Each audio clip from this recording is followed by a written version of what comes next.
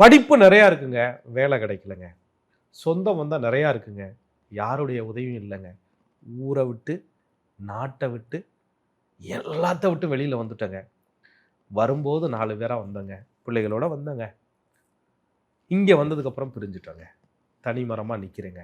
ஏமாற்றப்பட்டேங்க, ஏமாற்றப்படுவேங்க, ஏமாற்றப்படுவனோன்னு பயத்தோட இருக்கேங்க.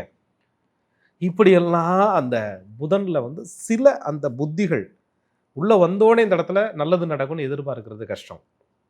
புதன் திசை, புதனுடைய சுய புத்தி, கேது பகவானுடைய புத்தி, சுக்கிரனுடைய புத்தி, இப்படி புத்திகள் பிரிஞ்சிருக்கும்.